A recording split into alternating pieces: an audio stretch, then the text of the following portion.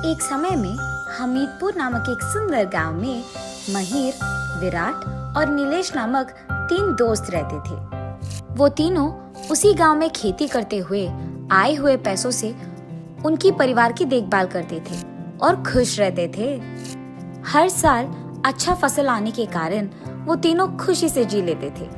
ऐसे बहुत साल बीत जाते हैं, मगर एक साल बहुत जोर की बारिश होने के कारण उन तीनों के खेत खराब हो जाते हैं। विराट, इस साल की खेती तो गया समझो, बारिश ने सब कुछ खराब कर दिया। अब तक जो पैसे हमने खेत पे लगाए वो तो गए।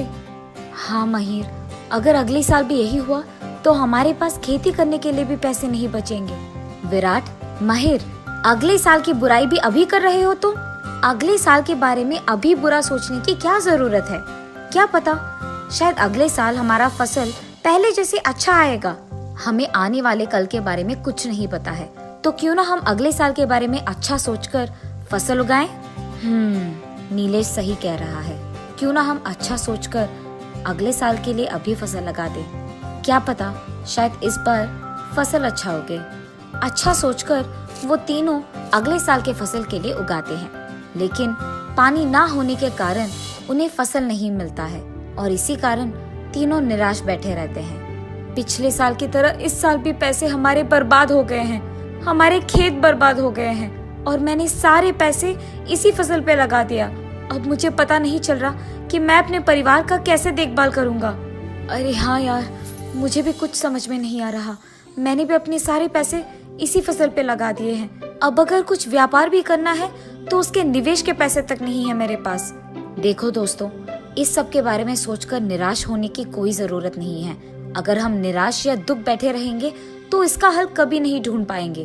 तो इससे बेहतर है कि हम तीनों मिलके कुछ व्यापार करने की कोशिश करते हैं। मुझे यकीन है कि कुछ ना कुछ काम हो ही जाएगा। उसके ऐसे कहने के बाद तीनों बहुत गहरी सोच में पड़ जाते हैं।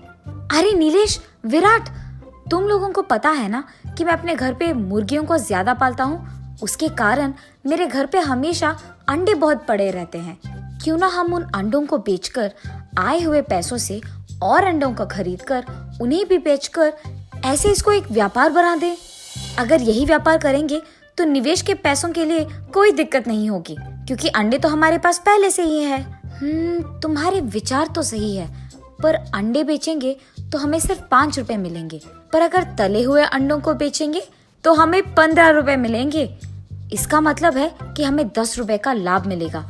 इसीलिए हम अंडों को नहीं बल्कि उन्हें ऑमलेट बनाकर बेचेंगे। तब हमें हर एक अंडे के लिए 10 रुपए का लाभ मिलेगा। ये भी एक अच्छा विचार है, लेकिन हमें ऑमलेट को बनाने के लिए कुछ सामग्री की जरूरत होगी ना, उसका क्या करें? अरे नीलेश, तुम उसके बारे में फिक्र मत करो।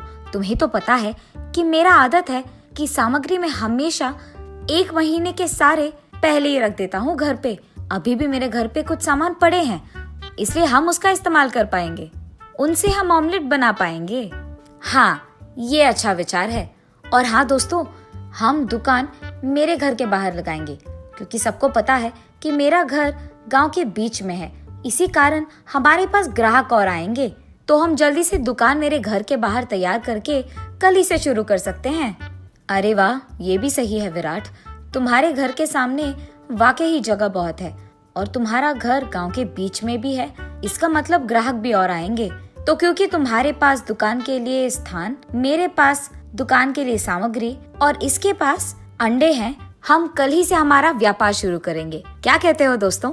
मंजूर है, मंजूर है। ऐसे वो तीनों दोस्त उनके फैसले के मुताबिक ही अगले दिन उनका व्यापार शुरू करते हैं और गर्मा गर्म ऑमलेट डालकर बेचने लगते हैं। ऑमलेट, ऑमलेट, गर्मा गर्म ऑमलेट। एक ऑमलेट का सिर्फ 15 रुपए। आइए बाबू, आइए, जल्दी जल्दी आइए।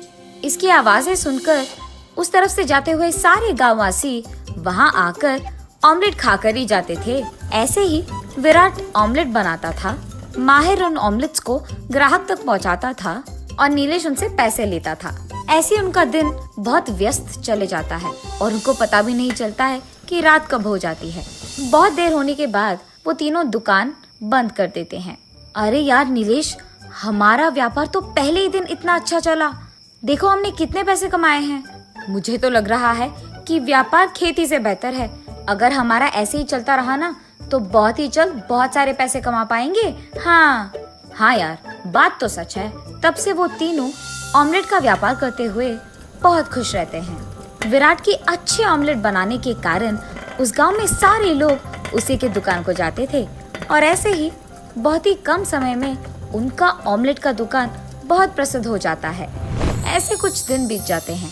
एक दिन तीनों मिलकर आए हुए पैसों को बांट रहे थे। इन स्वादिष्ट ऑमलेट्स को मैं ही बना रहा हूँ। मेरे ही कारण इस गांव के सारे लोग इस दुकान को आ रहे हैं।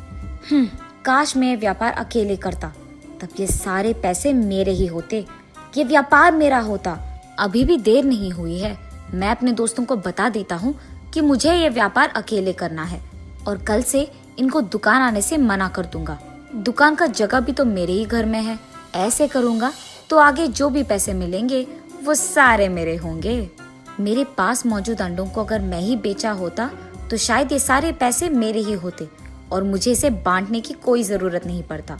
मैंने एक गलती किया है ये करके कि मेरे अंडों को मेरे दोस्तों से बांटा है। अब व्यापार भी हम इसीलिए साथ में कर रहे हैं। एक काम करूंगा, मैं अपने दोस्तों को बोल दूंगा कि कल से ये व्यापार मैं अकेले करूंगा, तब ये सारे पैसे मेरे ही होंगे। मुझे अपने पैसों का ऐसे बंटवारा करने की कोई जरूरत नहीं पड़ेगी। हाँ, मुझे ये व्यापार खुद से रख लेना था। मैं खुद ऑमलेट को बना के बेचता था और ये सारे पैसे मेरे ही होते। इसीलिए मैं इन दोनों को कह दूंगा कि कल से मुझे ये व्यापार अकेले में करना है। ऐसे ये सारे पैसे मेरे हो जाएंगे। माहिर, नीलेश, मुझे तुम दोनों से कुछ कहना है।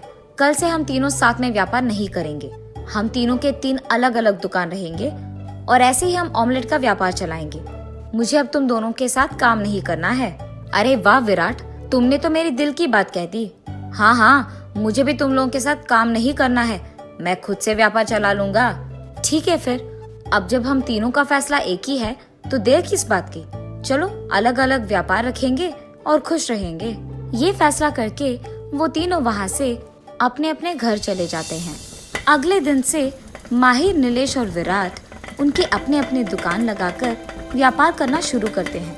यहाँ तक कि ये बात भी भूल जाते हैं कि वो तीनों बहुत अच्छे दोस्त हैं। उन तीनों पे सिर्फ पैसे कमाने की भूत सवार रहती है। ऐसे कुछ दिन बीत जाते हैं। विराट उसके व्यापार में खुद से स्वादिष्ट ऑमलेट बनाकर उन्हें ग्राहक को देकर और उनसे पैसे लेकर ऐसे सारे काम अकेले करने के कारण बीमार पड़ जाता है और व्यापार ठीक से ना संभाल पाने के कारण वो घर पे ही रहता है और दुकान नहीं खोलता है। और ऐसे कई दिन बीत जाते हैं। बहुत दिन से ऐसे घर पे पड़े रहने के कारण उसके पास मौजूद सारे पैसे खर्च हो जाते हैं। इसी कारण वो बहुत दुखी होता है और उस दुख में उसे अपने दोस्तों की याद आती है। पैसों की लालच में तो मैंने अपने खुद के दोस्तों को छोड़ दिया है। मुझे ऐसा नहीं करना था और आज मुझे तकलीफों में सिर्फ मेरी दोस्तों की याद आई है। कुछ भी हो जाए, मुझे अपनी गलती का एहसास हो गया है। मुझे उनके पास जाकर माफी मांगना होगा। चाहे कुछ भी हो जाए, मुझे बस उनके साथ रहना है। मेरे दोस्त मुझे पैसों से बढ़कर है। मैं सिर्फ उनके साथ खुश रह पाऊंगा। ऐसे ही वो सोचते हुए उसके घर के बाहर निकलकर उसके 2 दोस्तों को मिलने धीरे धीरे चलते रहता है। दूसरी तरफ माहिर को स्वादिष्ट ऑमलेट बनाना ना आने के कारण उसके दुकान को कोई नहीं आता है। ग्राहक दिन ब दिन कम होते जाते हैं और इसके कारण उसे नुकसान होता है। नुकसान के कारण उसे उसका दुकान बंद करना ही पड़ा। ठीक उसी समय उसे भी उसके दोस्तों की याद आती है। मुझे स्वादिष्ट अंडा बनाना नहीं आता है और इसी कारण एक बार जो ग्राहक मेरे दुकान आते हैं वो दूसरी बार लौटकर नहीं आते हैं, क्योंकि मुझे ऑमलेट अच्छी तरह से बनाना ही नहीं आता है। काश सब कुछ पहले जैसे होता, जहाँ विराट ऑमलेट बनाता और मैं उन्हें पहुँचाता ही। मेरे दोस्तों के साथ काम करते हुए मुझे बहुत मजा आया था। मैंने बहुत बड़ी गलती कर रखी है। मुझे बस मेरे दोस्तों के पास जाकर माफी मांगना होगा। उनके साथ रहना है मुझे। ये फैसला करके वो भी उसके दोस्तों की ओर धीरे धीरे चलने लगता है। इतने में तीसरी तरफ नीलेश भले ही स्वादिष्ट ऑमलेट बनाता था, उसके ग्राहक को वो देता देर से था।